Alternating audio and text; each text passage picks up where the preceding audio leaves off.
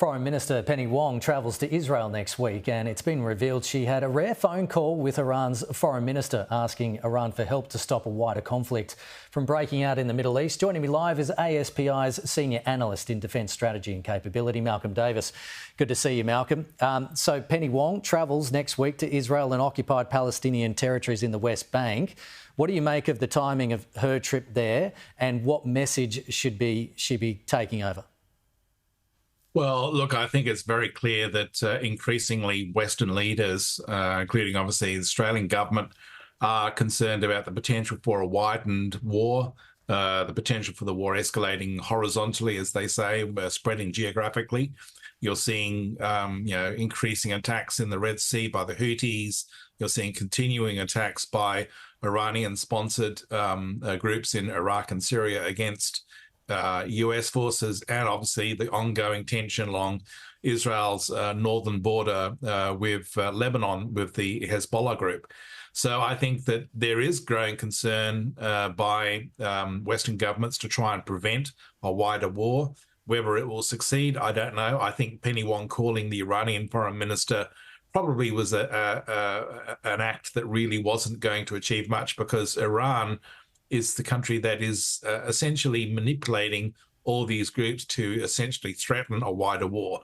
So we'll see what happens, but frankly, I'm sceptical that that any diplomatic efforts will avoid this. Yeah, so that phone call between Penny Wong and Iran's foreign minister that we think occurred sometime in October, about 16 days after the October 7 Hamas attack.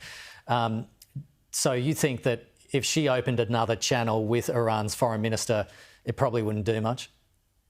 I don't think so, because Iran is essentially behind a lot of the attacks across the region. They sponsored and supported Hamas in their October 7 attacks.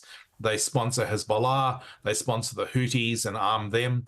And the Houthis, with their missile launchers and drone launchers against Western shipping, must be getting intelligence from somewhere, and my guess is it's the Iranians. So I think that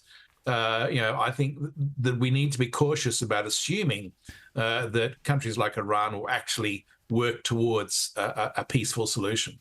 US Secretary of State Antony Blinken held a reportedly tense meeting with Israel's Prime Minister Benjamin Netanyahu, where he urged more humanitarian aid into Gaza and said the Gazan casualties are just too high and that the Palestinian people needed to be able to govern themselves inside Gaza. He also says he's confident of another hostage exchange. Is he being too optimistic? What are your views? I think he's sending the strong message to the Israelis that they need to reduce or dial back these indiscriminate strikes on Gaza that are causing so much death and destruction amongst the Palestinian civilians.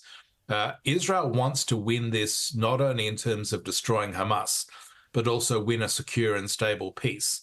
And for that to happen, they not only need international support, but they also need the willingness of the Palestinian people to work with them. That won't happen if the Israelis are launching indiscriminate attacks on Gaza that are killing large numbers of Palestinian civilians. So I think what Blinken is saying is, look, you need to transition away from that strategy to something that is more focused on the ground, that is more precise and has a greater focus on Hamas itself. And that may mean you can't use artillery, you can't use air power in the same way. Now, that certainly puts IDF ground forces at greater risk. But the reality is that if they want to win this war strategically as well as tactically, they have to bring the Palestinian people aboard. And that would require not only some sort of means to work with a Palestinian Authority in the future, but some sort of international peacekeeping force in Gaza to ensure the situation is stable. OK. Malcolm Davis, appreciate you coming on the program. Thank you. Thank you very much.